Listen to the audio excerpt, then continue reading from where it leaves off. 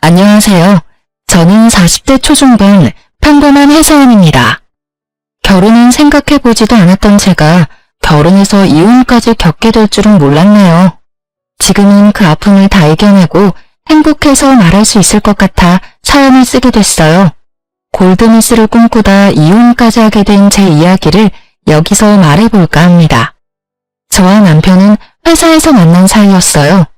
사회생활을 비교적 빨리 시작한 저는 실력을 인정받아 부장까지 빠르게 승진한 케이스였고, 남편은 고시 공부를 하다가 결국 마음을 접고 회사에 입사한 케이스였죠.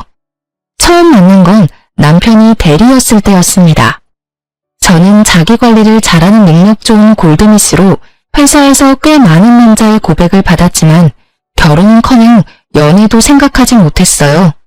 일을 너무나 사랑하기도 했지만 제가 생리불순이 심각했고 그로 인해 배란도 일정치 않아 아이가 생기기 힘든 몸이라는 진단을 받았었거든요. 이런 상황들을 만나는 사람에게 설득하고 싶지도 않았고 그렇게 할 만한 남자를 만나지도 못했습니다. 당시의 남편은 키도 훤칠하고 사교성도 좋은 사람이었어요. 저 부장님, 곧 퇴근하실 시간인데 저녁 같이 어떠세요? 아, 퇴근. 먼저 퇴근하세요. 나는 할 일이 더 남아서. 부장님, 일하시더라도 식사는 하셔야죠. 저랑 같이 저녁 드시고 일하시죠. 그래요. 밥은 먹어야 하니까. 남자를 만날 생각이 없다고 하더라도 굳이 오는 남자를 다 막아야겠다는 생각은 아니었고 호감형의 남자를 마다할 이유도 없다는 생각이 들더라고요. 가볍게 저녁 한 끼 정도야 부하 직원과 할 수 있는 거라는 생각도 들었고요. 부장님, 네? 부장님은 왜 연애 안 하십니까? 네, 이만하기에도 하루가 짧고 난 일이 좋으니까요. 그리고 사적인 대화는 자제하죠. 저는 부장님이랑 사적인 대화도 꽤 하고 싶은데요. 네? 이들이 이런 얘기하려고 저녁 먹자고 한 거라면 저는 일어나 볼게요. 사적인 대화가 꼭 남녀 간의 대화만 있는 건 아니잖아요. 친구도 안 되나요? 글쎄요. 직장 상사와 친구로 지내는 게 가능할까요? 가능한지 한번 보시죠. 그래도 퍽퍽한 세상에 내 마음 터놓을 사람 있으면 나쁠 것 없지 않을까요? 남편의 청산예수 같은 말에 홀린 듯 그렇게 남편과 가까운 사이가 되었고 그 인연은 반복되어 연인으로 이어졌습니다. 연인이 되었다고 한들 제 생각에는 변함이 없었죠. 제가 아이를 갖기 힘들다는 건 여전히 변함없는 사실이었으니까요. 자기야, 우리 이제 결혼 얘기할 때도 되지 않았나? 얘기했잖아. 나는 결혼 생각 없고 연애만 하기로. 그래서 동의하고 만나는 거 아니었어? 알지. 무슨 말인지 아는데 정작 자기가 아프면 내가 보호자가 되어줄 수 있잖아. 결혼하면 좋은 것도 있는데 왜 무작정 싫다고만 하는 거야. 남편의 말에 마음이 흔들리더군요. 부모님이 돌아가시면 외동인 제가 의지할 수 있는 사람은 남편밖에 없었습니다. 막상 제가 아플 때 부모님이 속상해하시던 걸 생각하니 더 마음이 좋지 않았고요. 제가 혼자 남을 것을 매일 걱정하던 부모님이었습니다. 결혼 하기가 그렇게 싫어? 알잖아. 애 가지기도 힘들고 그런 걸로 흠잡히고 싶지도 않고. 아이가 결혼의 전부는 아니야. 너만을 사랑해줄 남자도 얼마든지 있을 거야. 나 혼자서 잘 살 수 있는데 뭘. 에이, 엄마 아빠 걱정이나 하셔. 우리야 노후 준비도 다 끝냈고 너 아니면 이렇게 걱정할 일도 없다. 너만 잘 살면 우리는 아무 걱정 없어. 그러지 말고 잘 생각해봐. 우리가 평생 사는 것도 아니고 우리 없으면 너 혼자 남을 생각하지? 엄마 정말 속상해서 잠을 잘 수가 없어. 왜 너처럼 잘난 애가 혼자 살려고 하는 거야? 아이를 아예 못 갖는 것도 아니고 힘들다는 얘기지 않니? 혹시 모르는 거니까. 아빠, 나 이미 생각 확고해요. 그만 얘기하세요. 아이를 가질 수 없다는 이유 하나로 혼자 살겠다고 씩씩한 척 살아가는 제가 항상 마음에 걸린다던 부모님의 말씀이 머리에 스쳤습니다. 나 할 말 있어. 듣고 나서 나랑 헤어지겠다고 해도 붙잡지 않을게. 당신 선택 존중할게. 무슨 얘기인데 이렇게까지 얘기해? 나 생리 일정하지 않은 거 당신도 알지? 알지. 어쩌다 건너뛸 때도 있고. 그렇다는 건 알고 있었어. 병원에서도 아이 갖기 힘들 거라고 하더라고. 그래? 그렇구나. 그래서? 그래서라니? 당신이랑 결혼하면 우리 이제 뭐 아이와 행복한 가족 그런 거 못할 수도 있다는 얘기야.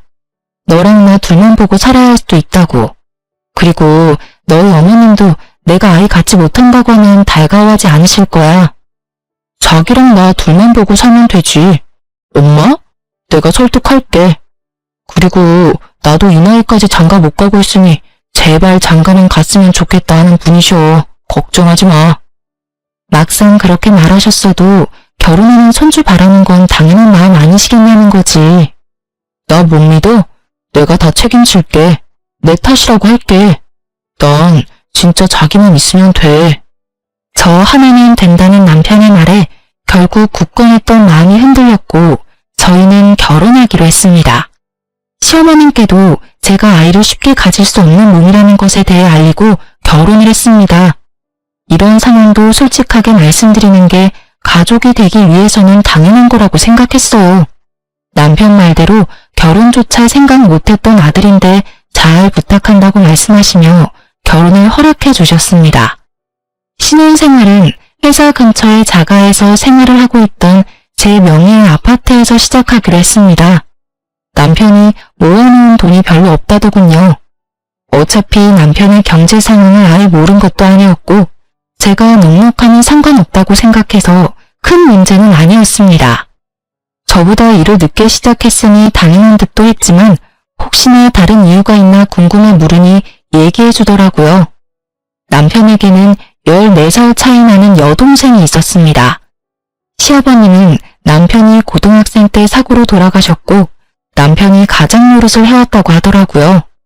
고시 공부하는 동안 공부 뒷바라지로 고생하는 어머님을 보며 더는 안 되겠다는 생각에 취업을 하게 되었고 그 회사에서 자신의 능력으로 올라가는 저를 보며 동경 그 이상의 감정을 느끼게 되었다고 했습니다. 회사에서 번 돈으로 집 생활비, 동생 용돈, 그리고 대학교 학자금까지 모두 감당했다더라고요. 오히려 가족을 위해 묵묵히 책임지는 가장의 모습이 저에게는 더 좋은 모습으로 다가왔습니다. 그 모습이 저에게 독이 될 거라고는 생각도 못했으니까요. 신혜인은 영락없이 제 남편의 딸처럼 행동했습니다. 14살 차이라는 큰 나이 차이 때문도 있지만 아버지의 역할을 해왔던 남편에게 의지하는 듯도 보였습니다. 대학 생활을 시작하며 독립해서 살고 있던 신우이가 어느 날 배가 불러 찾아왔습니다. 오빠. 너 이게 뭐야? 배가 왜? 나 임신했는데 무서워서 말을 못했어. 나 결혼해야 될 것 같아. 그래도 나랑 아이 책임져 주겠대. 아, 그래. 네가 애도 아니고 네 인생 네가 알아서 산다지만 오빠한테 진작 얘기를 하던가 이제 와서. 그래서 그런데 오빠, 나 결혼자금 좀 주면 안 될까? 한 푼도 없이 그냥 시작할 수는 없잖아. 아이도 키워야 하고. 그래, 오빠가 해줄게. 정식으로 남자친구 데려와서 인사시키고 하루빨리 결혼식 올리자. 더 배불러 오기 전에. 진짜? 진짜? 오빠 고마워. 역시 우리 오빠밖에 없어. 근데 오빠보다 언니가 더 잘 벌지 않아요? 언니도 같이 보태주실 거죠? 아가씨. 저희 결혼하면서 경제관리 따로 하기로 했어요. 그러니 필요한 결혼자금은 저한테 말씀하지 마시고 오빠한테 받으시면 돼요. 저도 주겠다는 돈에 대해서 아무 말 하지 않을 거예요. 언니, 너무 매정하게 얘기하는 거 아니에요? 우리 그래도 가족인데 하나밖에 없는 시누이가 결혼하는데 뭐 안 해주는 거예요? 그래요. 그럼 내가 혼수는 몇 개 해줄게요. 그건 제가 드리는 개인적인 선물인 걸로. 고마워요, 언니. 오빠, 진짜 결혼 잘했어. 언니 최고예요. 신우이가 가고 나서 남편과 얘기를 했습니다. 자기야, 잘 자기 동생한테 줄 돈, 혹시 나랑 살면서 모으기 시작한 그 돈 주려고 하는 거야? 뭐 이런 일이 생길까봐 모아놓았던 거니까. 내가 돈 보태주지 않는 거 서운하게 생각하지 마. 애초에 우리 결혼할 때부터 약속했잖아. 알지. 그래도 우리가 남은 아니니까 혼수 정도는 해주고 싶었어. 그 정도까지만 할 거야. 고맙게 생각해. 사실 아무것도 안 해줘도 할 말 없고. 그동안 우리 엄마한테 종종 당신이 용돈도 따로 드리는 거 알고 있었어. 미안해서 말 못하고 있었지만. 그건 당신과 무관하게 내가 어머님께 드리고 싶어서 드리는 거니까 마음에 두지 마. 그렇다고 미안한 마음에 우리 엄마나 아빠한테 따로 돈 드리거나 하지도 말고. 우리 부모님은 내가 챙길 테니까. 알았지? 사실 저희가 결혼을 하며 결혼 계약서를 작성하고 공증을 받아놓았습니다. 부모님이 아니면 저 혼자 살아가야 하는 인생에 남편을 믿고 결혼하기는 하지만 형제가 없는 저는 부모님이 무슨 일이 생기면 제가 다 감당해야 하는 상황이니 부모님께 남편 눈치 보며 용돈 드리고 싶지도 않았고 각자 부모님과 집안에 대해서는 각자 하는 게 맞다고 생각했거든요. 그래서 결혼 계약서에 서로의 집안에서 발생한 상황은 본인의 돈으로 처리하도록 하고 자금 관리도 각자 하는 것으로 했습니다. 이 계약서 때문이라도 남편인 저에게 요구할 수 없었겠죠. 시댁의 문제 때문에 우리 집에 경제적 무리가 오는 것도 안 된다고 딱 잘라 말했고 남편도 그에 대해 동의했습니다. 남편은 본인이 모아놓은 돈 5천만 원을 모두 신우이에게 결혼자금으로 주었고 신우이는 저와 남편이 해준 돈과 혼수로 결혼 생활을 시작했습니다. 여기까지는 문제라고 생각하지도 않았어요. 그럴 수 있는 일이라고 생각했죠. 문제는 그 다음이었습니다. 결혼한 신우이가 아이 낳고 1년 만에 이혼하고 집으로 돌아왔더라고요. 어이가 없었습니다. 아이는 남편에게 주고 왔다면서 늘어놓는 말이 가관이더라고요. 누구는 낳고 싶어도 낳지 못하는 아이를 신우이는 거추장스럽다는 듯이 표현했어요. 애 때문에 나는 집에 묶여있는데 그 자식은 맨날 나가고 내가 참는데 한계가 있지. 애도 네가 키우라고 하고 나와버렸어. 이혼했으니 나도 내 삶 살 거야. 애한테 묶여서 내 인생 그렇게 버릴 수 없어. 이 철딱선이 없는 거사. 아무리 그래도 엄마가 애를 놓고 나오니. 내가 돈을 버는 것도 아니고 어떻게 무작정 애를 데리고 나와. 그리고 애 데리고 나오면 누가 나랑 결혼하고 싶어 하겠어? 이혼녀 딱지도 짜증나는데. 너 오빠가 너한테 해준 결혼자금 쉽게 줬다고 생각해? 너 행복하게 잘 살았으면 해서 다 털어준 건데 이게 지금. 그건 나도 미안하게 생각해. 그런데 오빠한테 미안하다고 내 인생을 망칠 수는 없잖아. 이왕 이렇게 된 거 알바라도 하면서 본인 인생 어떻게 살지 잘 생각해보세요. 오빠한테 지원을 바란다거나 그러지 마시고. 언니, 제가 언니한테 뭐 해달라고 했어요? 언니가 왜 그렇게 얘기해요? 오빠도 아무 말 안 하고 있는데. 어디서 대들어. 네가 잘한 게 뭐가 있다고. 조용히 해. 네 인생 그렇게 살고 싶다 했으니 어디 한번 혼자서 잘해봐. 그렇게 신우이와 단판을 짓고 집으로 돌아왔고 한동안 조용히 지내는 신우이를 보며 그래도 정신 차리고 잘 지내는가 보다 생각했죠. 하지만 사람은 그렇게 쉽게 바뀌는 게 아니라더니 신우이라고 다를 게 없더군요. 저희 집에 본인 남자친구라며 남자 한 명을 데려왔어요. 결혼하고 싶다고 그러더라고요. 이렇게 인사시킨다며 남자를 데리고 온 게 이혼하고 돌아온 지 불과 6개월 만이었습니다. 기가 막히더군요. 정신 차리고 살고 있나 했는데 그게 아니었어요. 남자 만나느라고 정신이 나가 있는 거였습니다. 그리고 남편과의 대화로 몰랐던 사실을 하나 더 알게 됐어요. 오빠, 언니, 제 남자친구예요. 저희 결혼하려고요. 근데? 저기 지금 무슨 말을 하고 있는지 알아요? 혹시 남자친구분도 알고 있나요? 네, 알고 있습니다. 혼인했던 적이 있는 거 알고 있어요. 알고 있다고요? 얼마나 됐는지는 아세요? 전 남편과 헤어지고 한 달 뒤에 저랑 만났습니다. 그 사람은 인연이 아니었던 거라고 생각합니다. 저랑 맺어지려고 헤어지지 않았을까요? 그 나물에 그 밥이라더니 진짜 신우이가 데려온 남친이나 신우이나 생각 없기는 마찬가지다 싶더군요.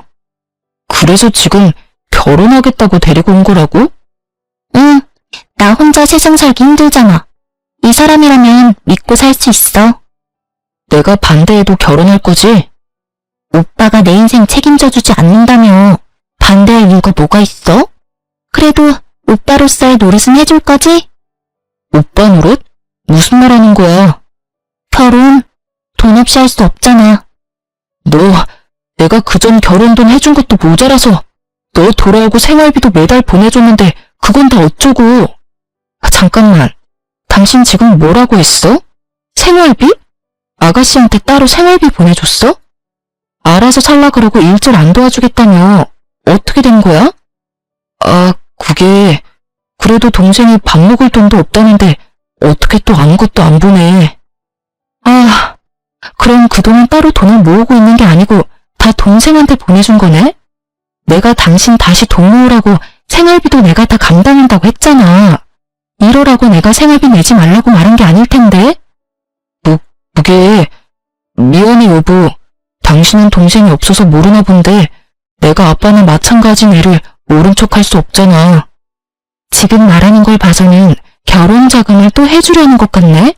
해줄 돈도 없을 텐데. 여보, 이번에 당신이 좀 도와주면 내가 진짜 잘할게. 아니, 그건 안 돼. 절대 안 된다고 했어. 언니, 그렇게 냉정하게만 굴지 말고 좀 해줘요. 언니 돈 모아서 다 어디 쓰려고요? 저한테 해주면 제가 몇 배로 언니한테 잘할게요. 제가 설마 이 은혜 있겠어요? 은혜는 갚지 않아도 돼요. 안 해줄 거니까. 그러면 빌려라도 주면 안 될까? 내가 갚을게.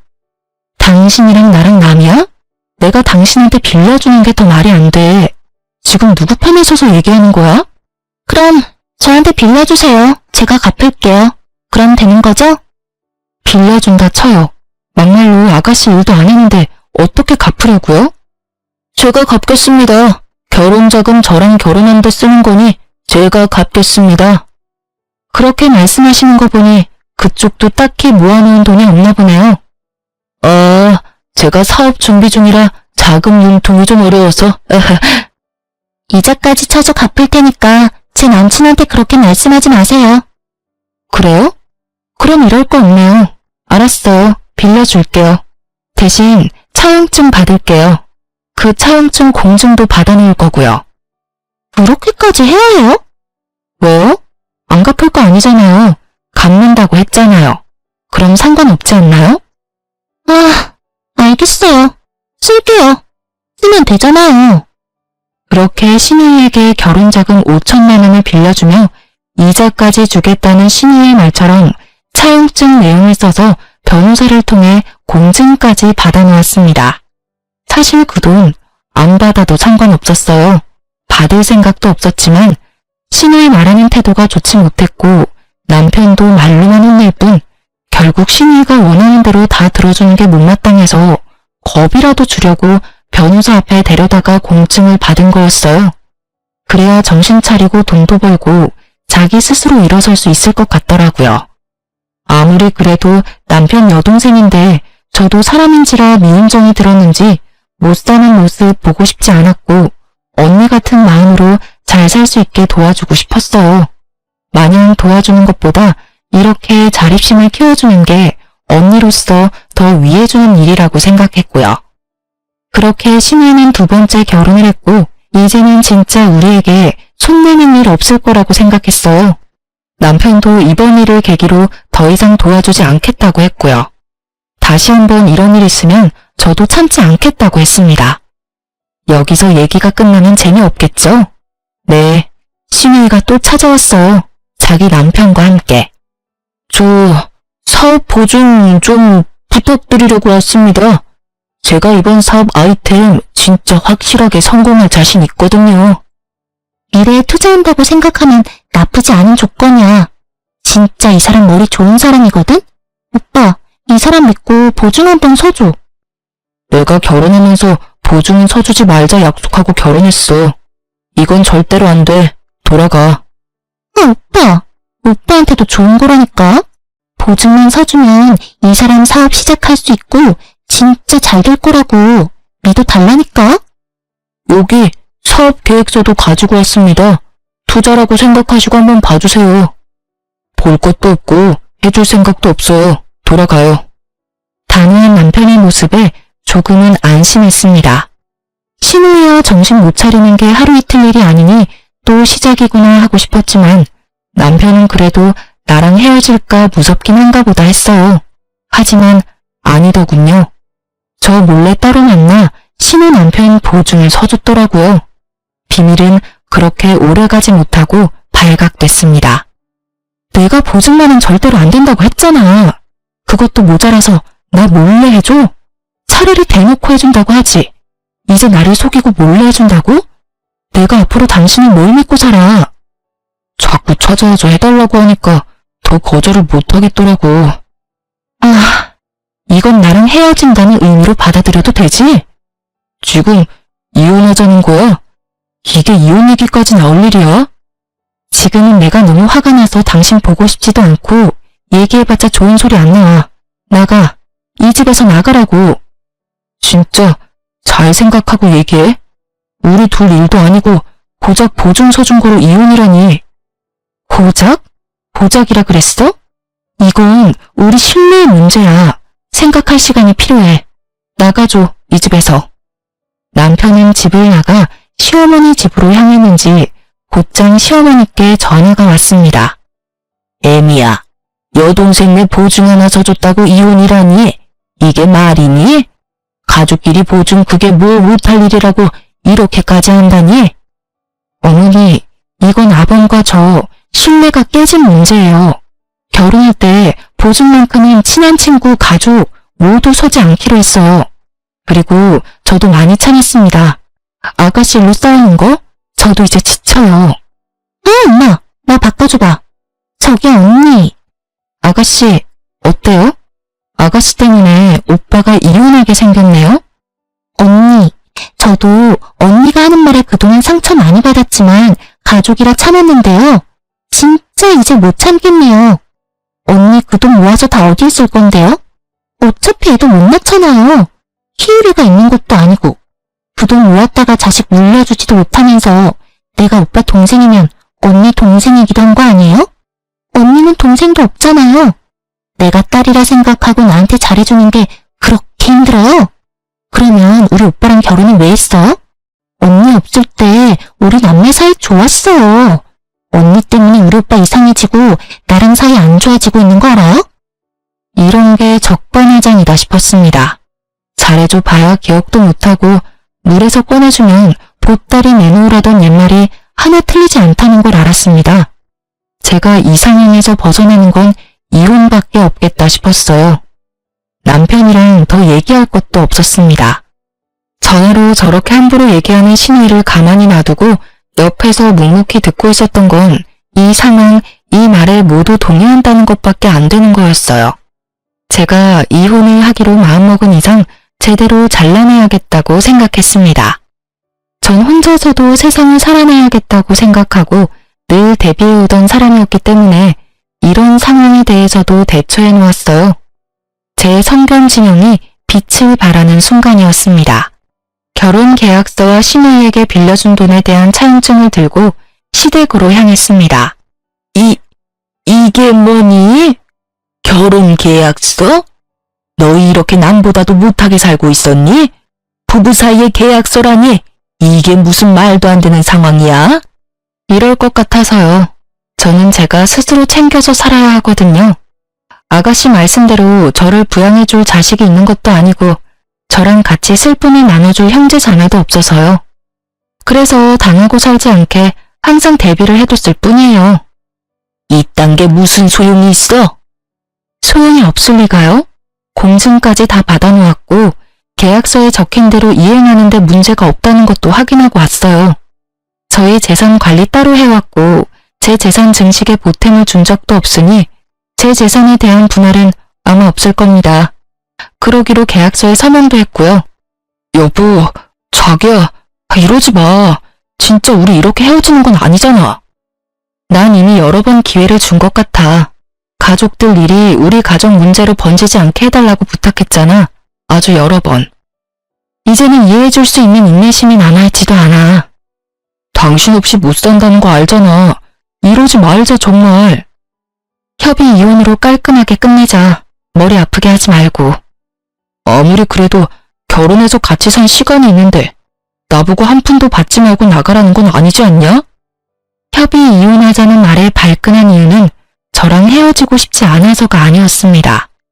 제 재산, 그걸 나눠받지 못한다는 이유였어요. 저를 사랑해서 저를 놓지 못하는 게 아니었습니다. 이때까지 내가 알던 사람이 만나 혼란스러웠고 머리를 한 대 맞은 것 같은 충격까지 오더군요. 솔직히 제가 헤어지겠다고 하면 가족을 버리고라도 저와 살겠다고 할 줄 알았거든요. 자기가 아무리 퍼줘도 밑 빠진 독처럼 오빠한테 바라기만 하는 신우이, 그리고 그 신우이마저 안타깝다는 생각으로 오히려 아들에게 요구하는 시어머니, 그 사람들을 두고 저를 선택할 거라고 생각했어요. 적어도 전 그 사람에게 피해를 주지도 않았고 시댁 식구들만 아니라면 저희 사이에는 그 어떤 문제도 없다고 생각했거든요. 그런데 막상 끝까지 간이 나오는 말은 제 재산을 나눠주지 않는 건 좀 열받는다는 말. 정신 차려야겠다 싶었습니다. 내가 이런 사람을 믿고 살려고 했다니. 이 사람에겐 내 재산 한 푼도 아깝다. 절대로 빈틈을 보이지 말아야겠다. 그 어떤 동정도 절대 하지 않을 거라 다짐했습니다. 당신이 내 재산에 보태준 게 뭐가 있어? 오히려 내가 당신한테 보태주지 않았나? 이런 식이면 당신 동생한테 빌려준 돈, 이것도 차용증 있는 거 알지? 이것도 받아낼까? 당신 봐서 이건 안 받고 헤어지려 했는데 이런 식이면 이것까지 그냥 다 받아내고. 진짜. 제 할 말을 다 하니 남편은 소리 지르는 것 말고는 아무 말도 못하더라고요. 그렇겠죠. 할 말이 없을 수밖에요. 만약의 경우 최악의 수를 생각하여 준비했던 것이 도움이 될 날이 우리라고는 상상도 못했는데 역시 믿을 건 저 자신밖에 없다는 생각이 더욱 확고해졌습니다. 결국 남편은 협의이혼 합의서에 서명했고 이혼을 진행하게 되었습니다. 제 재산을 건드리지 않는 이상 소송을 할 이유도 없었고 이혼에 제 에너지를 소비하고 싶지도 않았습니다. 그래도 이 상황에 무난하게 이혼하게 되었다는 생각으로 지내고 있었어요. 그런데 이 사람 저한테 속인 게 하나 더 있더군요. 변호사가 남편 재산을 파악하는 와중에 발견한 게 있다며 연락이 왔습니다. 저에게 말하지 않고 구입해둔 소형 건물이 있다고. 제가 신우의 혼수를 해주고 신우의 재혼 비용을 빌려주는 동안 남몰래 자기 앞으로 건물을 사두며 결국 나보다 더 재고 따진 건 남편이었구나. 그 생각에 눈물이 앞을 가렸습니다. 이 사람 나밖에 믿을 사람이 없다더니 나를 제일 못 믿고 살았구나. 심지어 이 건물을 시어머니 명의로 바꾸려 했나 보더라고요. 혹시 모르니 변호사가 가압류부터 거론이 차 있었는데 이래서 전문가의 도움이 필요하구나 싶었습니다. 저를 바보로 알았나 봐요. 이 정도로 허술하게 재산을 은닉한 걸 보면요. 남편은 당연히 시어머니 명의로 변경하지 못했고 이에 대해 재산 분할 청구를 했습니다. 괘씸한 마음이 들어 신우에게 빌려주었던 돈도 강제 집행을 요청했고 그 돈까지 모두 받아냈습니다. 그러자 가만히 있던 남편 쪽에서 연락이 오더라고요. 당신 동생한테 쓴 차용증 빌미로 강제 집행해서 그 돈을 결국 다 받아갔더라? 참 당신 인정머리 없는 줄은 알았지만 사람이 못됐다 정말. 우리가 지금은 이 지경이어도 가족으로서의 정이라는 게 있는데 이런 식으로 나와? 나라고 아무것도 몰라서 가만히 있었던 줄 아나 봐? 참 말 한번 뻔뻔하게 한다. 우리가 가족이라고? 가족이어서 건물 있다는 것도 속이고 네 여동생이 잘못해서 이렇게 된 우리 상황 생각 안 하고 나한테 인정머리 없다고? 그래, 네가 아는 게 뭐길래 이렇게 말하나 한번 드러나 볼게. 너만 변호사 있는 줄 아냐? 나도 변호사 있거든? 장인어른이 준 돈이 있다는 얘기도 안 했더라? 야, 너도 그렇게 철저히 숨겼으면서 나를 욕할 입장은 아닌 것 같은데? 그 돈, 우리 부모님이 본인들 혹시나 안 좋은 일 생기면 그때 쓰라고 주신 비상금이야. 본인들 나중에 장례식 때 쓰라고 준 비상금이나 마찬가지라고. 내가 쓸 돈도 아니고 그래서 너한테 말할 이유도 없고. 한두 푼도 아니고 그 큰 돈을 말 안 하고 있었던 이유로 참 좋은 이유 든다. 내가 그 돈 가만히 두나 봐. 나도 재산분할 청구 소송할 거야. 어디 한번 해보자고. 마음껏 해봐. 능력 있는 변호사 쓰고. 하긴 능력 있는 변호사 썼으면 지금 나한테 이렇게 전화해서 말하는 짓이 얼마나 멍청한 짓인지 알았겠지. 변호사 말이 부모님께서 증여해준 돈은 재산분할 대상에 해당하지 않는다더군요.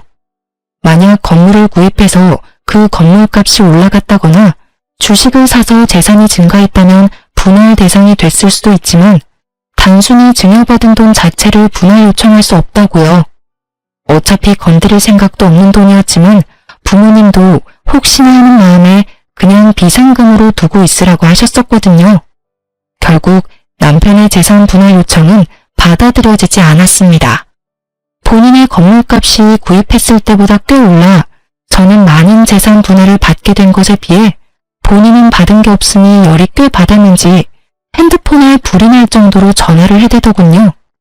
받아봤자 들을 말 뻔했고 하고 싶은 말도 없던 저는 다시는 연락하지 말라는 문자와 함께 번호를 차단했습니다. 그렇게 남편과는 더러운 꼴을 다 보고 이혼하게 되었습니다. 이혼 후에도 계속 같은 회사에 근무했던 저와 전 남편은 듣고 싶지 않아도 서로의 소식을 들을 수밖에 없었습니다. 한동안 눈치 보며 저에게 남편 얘기를 하지 않던 직원들이었지만 아무리 쉬쉬해도 들리더라고요.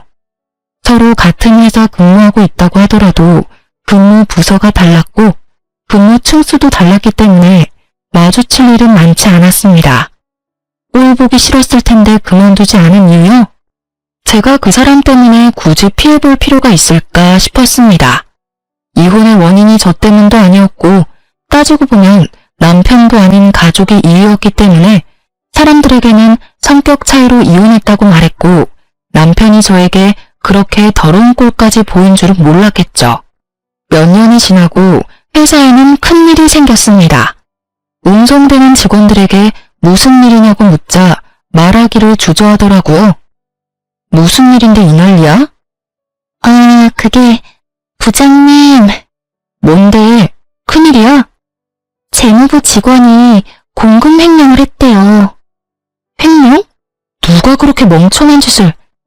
그 부장님 전 남편분이라던데요. 이 대리 말하는 거야? 네, 심지어 요번이 처음도 아니래요. 얘기를 듣자 하니 이혼한 저조차도 안타깝다 싶을 정도로 처절하더군요. 저와 이혼 후 신우이 남편의 사업은 결국 망했고 그 사업에 보증을 서준 남편이 그 빚을 다 떠안게 됐답니다. 억 단위의 빚이 생기니 버는 족족 다 차압당하게 되었고 생활도 좋지 않았다네요. 그래서 사는 게 녹록지 않으니 뭐라도 해보겠다 싶어서 공금 쪽에 손을 댔나 했는데 알고 보니 횡령이 처음이 아니었습니다. 저랑 살기 전부터 조금씩 횡령을 해왔더라고요. 전부터 조금씩 해오던 공금 횡령으로 주식 투자를 해 돈을 불려 그 돈으로 건물을 샀더라고요. 그렇게 겁없이 계속 횡령을 해오다 이번에 회사 감사가 진행되며 걸리게 되었고 해고는 당연한 결과였습니다. 해고된 남편은 결국 징역을 살게 되었다고. 사람 인생이 이렇게까지 망가질 수 있구나 싶은 순간이었습니다. 저와 같이 살던 사람이 징역까지 살다니 드라마 에서나 있을 일이 이렇게 내 주변에도 벌어질 수 있는 거구나 싶었어요. 전 남편이 징역을 살 동안 저는 더 치열하게 회사 생활을 해나갔습니다. 그리고 이제는 누구에게도 의존하거나 의미 부여하지 않고 저 혼자 잘 살아가리라 생각했습니다. 인연이라 생각했던 사람이 참 좋지 못했으니까요. 그런데 인연은 따로 있다더니 제가 이 사람을 만나려고 그랬을까요? 회사 거래처에서 만난 사람의 다정한 모습에 또 한 번 사람을 믿고 싶어지더라고요. 겁도 났습니다. 전 남편도 분명 처음에는 좋은 사람이었고 좋을 거라 생각했기 때문에 혼자 살려 했던 제 인생을 걸 만큼 사랑해서 결혼했던 거니까요. 그러나 한편으로는 그런 생각도 들더라고요. 내가 그 못난 사람 때문에 나에게 다가온 좋은 인연까지 놓쳐야 하는 걸까? 내 인생을 그 사람 하나 때문에 겁내며 살 필요가 있을까? 하는 생각이요. 결국 저는 거래처 사장이었던 남자와 재혼을 했습니다. 개인 사업자인 지금의 남편은 너무나 가정적인 사람이었어요. 자기의 장래 희망이 아내 외조하는 남편이었다고 할 만큼이요. 말뿐인 사람이 아니었어요. 제가 야근하는 날에는 저녁을 차려놓고 저를 기다려주었고, 집에서 남은 업무를 처리하는 날에는 커피를 가져다주며 제 어깨를 주물러 주었습니다. 저에게 불안감이라는 것을 주지 않는 사람이었고, 그리고 일을 사랑하는 저를 잘 이해해주는 사람이었습니다. 당신이 하고 싶은 일 마음껏 해. 나 집안일 진짜 잘해. 내가 당신 외조해줄게. 정말 고마워. 당신이 그렇게 말하니 나 정말 마음이 좋다. 그리고 제가 가장 두려워했던 아이 문제. 그리고 우리 한번 노력해보지 않을래? 아이 말이야. 물론 아이 없이 당신과 둘이어도 너무너무 행복해. 근데 지나가는 아이들 보고 당신 슬픈 눈 하는 거 너무 마음 아파. 우리 노력해보고 안 되면 그때 우리 둘이 행복하게 살아도 좋잖아. 그래, 당신이랑 노력한다면 아이 생기지 않아도 그 과정도 행복할 것 같아. 저를 이렇게나 이해해주는 남편인데 단지 실패를 두려워하며 아이를 갖지 않을 이유가 없었습니다. 설령 아이를 가지지 못한다고 하더라도 제 슬픈 마음을 잘 위로해줄 수 있을 거라고 믿었습니다. 저희는 적극적으로 나는 병원에 다니며 아이를 가질 수 있도록 노력했고, 저희의 마음을 하늘이 알아준 것처럼 저희에게 예쁜 아이가 찾아왔습니다. 지금의 남편은 임신 기간 내내 정말 제가 무슨 여왕인 듯 떠받들더라고요. 이렇게 행복해도 되나 싶을 정도로 행복한 시간이었습니다. 임신 기간 내내 혹시나 하는 불안감은 괜한 생각이라는 듯이 건강하게 자라 태어난 저희 아이는 지금의 남편을 닮아 잘 웃고 착한 아들이었습니다. 아이를 낳고서 회사를 그만두어야 하나라는 생각을 하는 저에게 자기가 아이를 돌볼 테니 제 일을 계속하라던 남편이었습니다. 오히려 저보다 아이를 잘 본다 싶을 정도로 아이 육아를 너무나 잘해줬어요. 덕분에 빨리 회사에 복귀하여 일에 집중할 수 있었고 진급도 하게 되었습니다. 행복한 나날의 연속이었어요. 아이는 건강하게 무럭무럭 자라 만 1살 돌이 되었습니다. 아이 돌잔치를 위해 호텔을 예약했고 돌잔치 당일이었습니다. 양가 식구들과 친척들을 초대해 소소하게 진행한 돌잔치였어요. 그리고 그 사이에서 음식 서빙을 하고 있던 전 신우이를 보게 되었습니다. 황급히 얼굴을 피하더군요. 저는 일부러 전 신우이를 불렀습니다. 서빙하느라 수고가 많네요. 여기 팁. 열심히 살아요. 다른 사람 덕으로 살려 하지 말고 자기가 벌어서 사는 삶을 살아요. 저 행복하게 살고 있어서 몰랐었는데 마음에 응어리가 남아있었나 보더라고요. 예시미에게 그렇게 훈수를 던지고 나니 마음에 있던 돌멩이가 사라진 기분이었습니다. 돌잔치를 끝내고 집으로 돌아와 요리할 힘도 없던 저희는 배달 음식을 시켜 먹기로 했어요. 참 정말 이런 일은 꼭 하늘이 장난을 치고 있는 게 아닌가 싶을 만큼 한 번에 일어나더라고요. 저희 집 앞에 서 있는 배달기사는 전 남편이었습니다. 징역 살고 나와 배달 일을 하고 있다는 소문은 들었었는데 설마 우리 집으로 배달 오겠어? 싶던 생각은 역시나 현실이 되었습니다. 어떻게 여기에? 그건 내가 할 말이고 이젠 이쪽 배달은 안 왔으면 좋겠네. 보기 거북하니까. 여보, 음식 받았어? 내가 아기 기저귀 갈고 음식 세팅할 테니까 식탁에 올려놔. 아기? 너 아이를 낳았어? 못 낳는다고 했잖아. 어떻게 된 거야? 글쎄 말이야. 당신이랑은 그렇게 안 생기던 아이가 이 사람이랑은 생기더라고. 당신 문제였나봐. 아이 안 생기는 건. 아니면 하늘이 내 편이라 우리 사이에 아이를 안 주셨던 거겠지? 저를 원망하는 듯 애처로운 듯 바라보는 전 남편의 눈빛을 뒤로하고 문을 보란 듯이 쾅 닫았습니다. 그 일을 마지막으로 전 남편은 다시 볼 수 없었습니다. 자신의 동생을 위해서 최선을 다하는 오빠였지만 정작 자신의 가정은 지키지 못했던 전 남편은 그렇게 위하던 여동생 때문에 좋은 직장도 잃고 정가가 있는 사람이 되어버렸더군요. 남편에게 은혜를 갚겠다던 신우이는 본인의 빚 갚기에도 급급한 사람이 되었고요. 자기만 믿으라던 전 남편의 가문이절에 속아 결혼했지만 만약의 경우를 생각해 대비해놓은 것이 다행이다 싶습니다. 여전히 현재 결혼 생활에서도 서로의 비상금은 지켜주며 생활하고 있습니다. 전 남편이 저에게 나쁜 영향만 준 것은 아닌 것 같아요. 여자라고 해서 무조건 집에서 살기만 해야 하는 게 아니라는 것도 알았고 적어도 자신의 가족이 위기에 닥쳤을 때 서로의 눈치를 보지 않고 해결해 줄 수 있을 정도의 능력은 유지하며 살아가는 게 좋겠다는 생각에 더욱 확신을 주었거든요. 그리고 가정을 이루었다면 무엇보다 그 가정에 충실해야 하는 게 맞잖아요. 제 가치관이 틀리지 않았다는 걸 몸소 증명해준 전 남편. 만일 전 남편이 신우이나 신모가 아닌 저를 선택했다면 지금의 상황도 조금은 달라져 있을까요?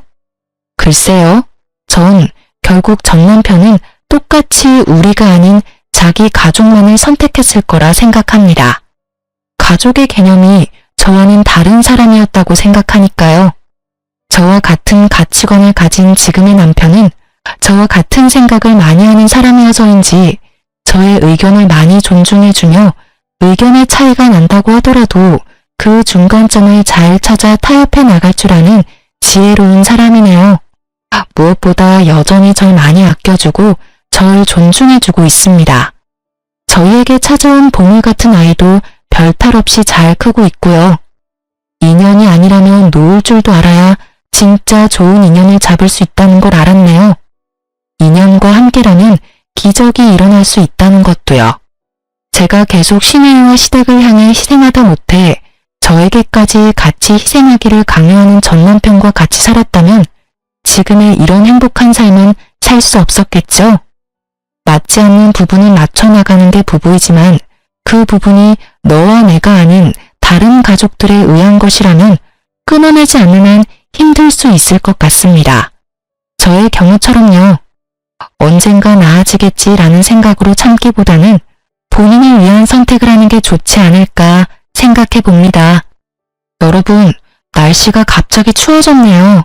항상 따뜻하게 입으시고 건강 조심하세요. 기나긴 제 이야기 들어주셔서 감사합니다.